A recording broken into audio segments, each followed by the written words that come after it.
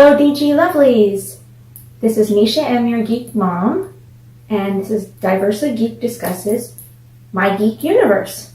Welcome back to another episode.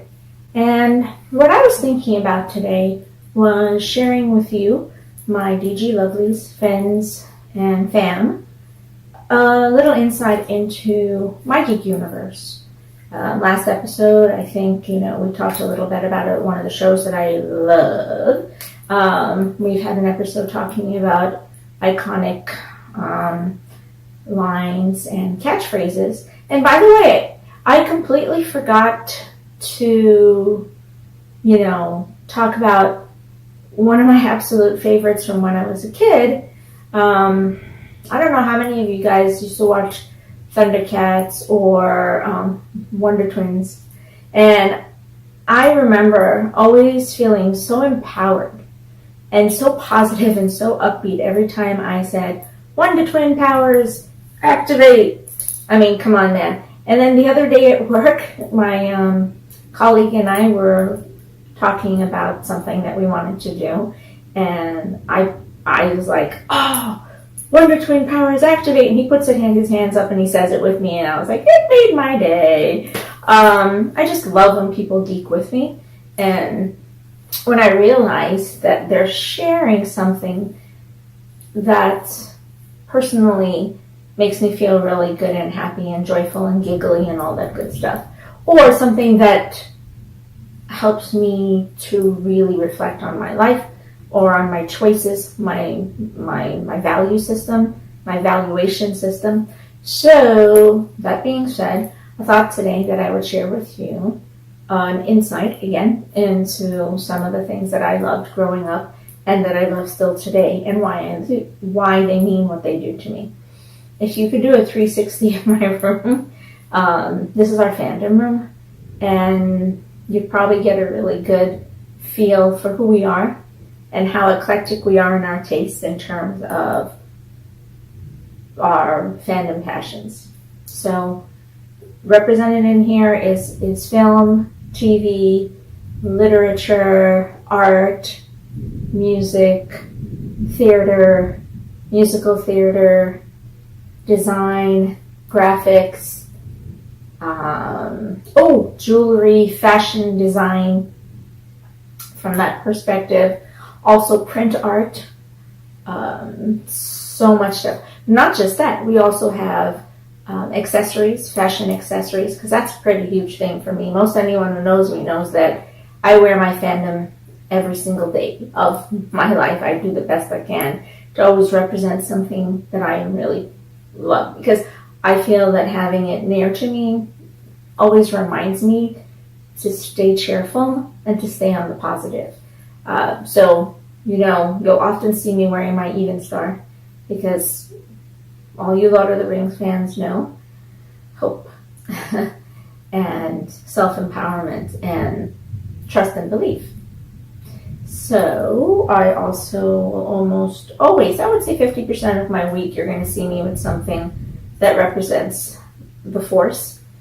I am a very big fan, as you may have learned by now, believing that I am one with the Force and the Force is with me. So this is from Star Wars, and it says, the Force is strong with this one.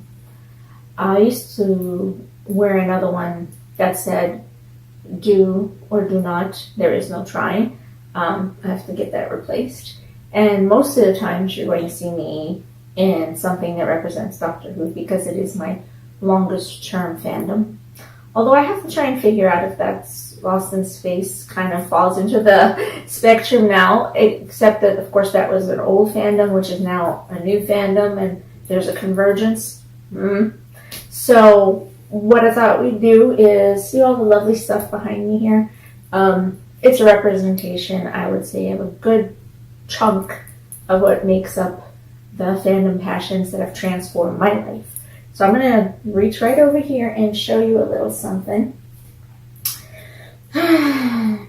We all know that Disney is doing, I don't want to say it's a reboot, it's a new take on, yes, one of my favorites,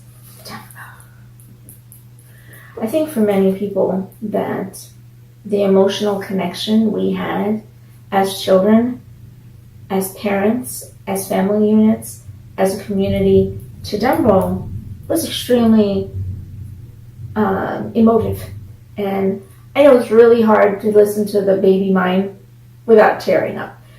For whatever reason, I have always been a massive fan in terms of the design and the graphics, the music.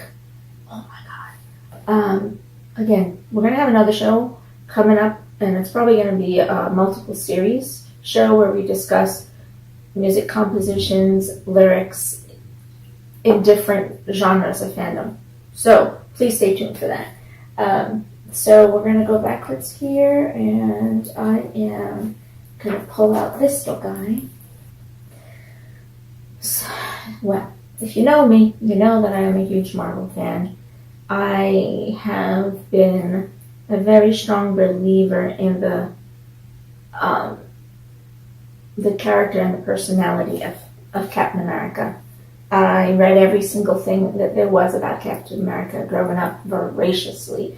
I could tell you every storyline there was. And then, of course, once I hit my 20s, by that point, now we have multiverses. So I've tried to keep up. It's a little hard. And, of course, now we're treated to the Marvel Cinematic Universe, which really helps a lot because they do try and pull things together. Like, if you guys want to talk Infinity Wars and Infinity Gauntlet, I'm all about it. Just let me know. Reach out. Message me below. Remember, we are on Facebook and Twitter and Tumblr, and you can always message us and let us know what you're interested in seeing in an upcoming show.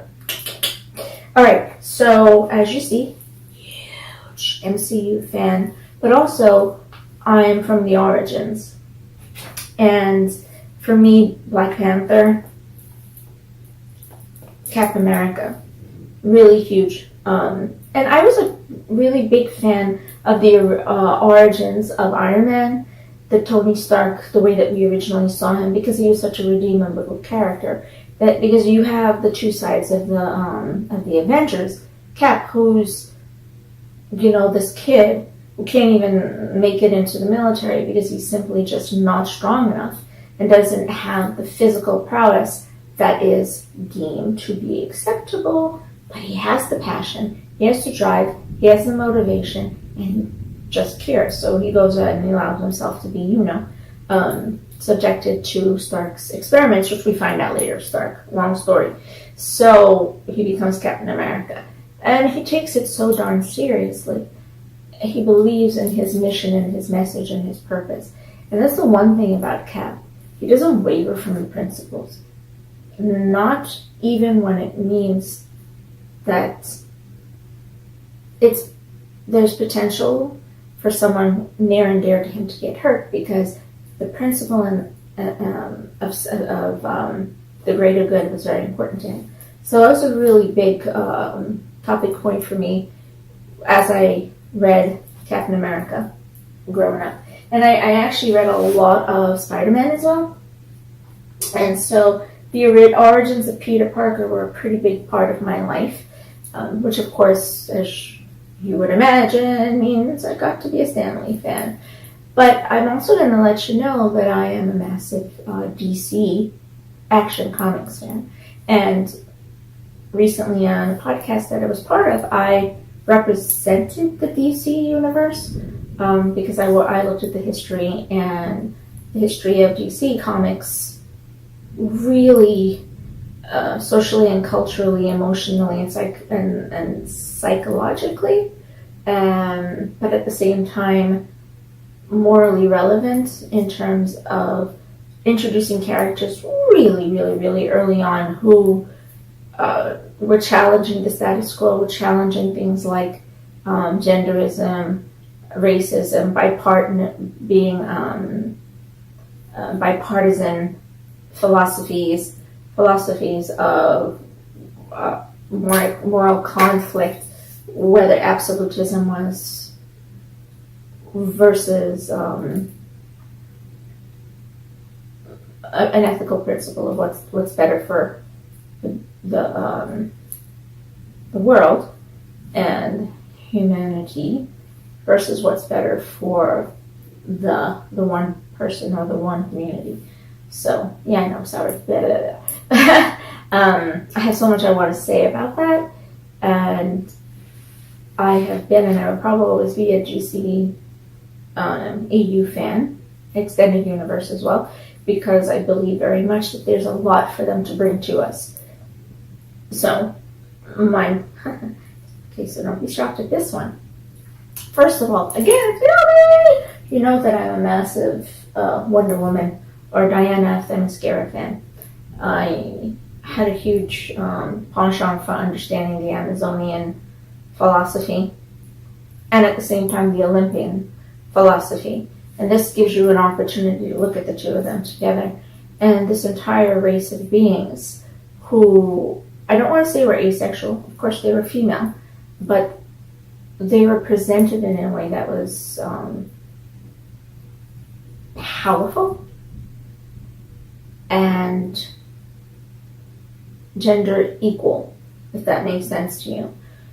The power and the validity and the credibility of their skills, their talents, their minds, their brain, their processing, their creating, their structuring, and their team, and their networking, and their community philosophy, how they worked together, how they fought together, how they believed together. That was precedent setting when Marsden creates this being. Originally, when she's created, she's not the way that we learn her to be, what I'm discussing now. But as we explore Diana further, we understand she's not a sidekick to Steve Trevor, right? She is this absolutely powerful, humble being. And anyone, gender aside, would aspire to be like Diana Themyscira. So, that being said, you're going to see that I represented Doctor Who over here on my right and all over. So, one of my favorite doctors is Peter Capaldi up there with Jenna Coleman, who played Clara Osborne, and then we have Matt Smith with, of course, Karen Gillian as Amy Pond. I would say two of the better, if not two of the best doctors. Now, I have been watching since Pertwee. I've been watching since the third Doctor. And as soon as we were able here in the U.S. to go back and on BBC, and back in the day PBS was able to release first and second Doctors, I, of course, went back and I watched as much as I could. And now we're lucky that we have BirdBox and we have other ways to be able to get on Big Finish to be able to look at the iconic Doctor Who.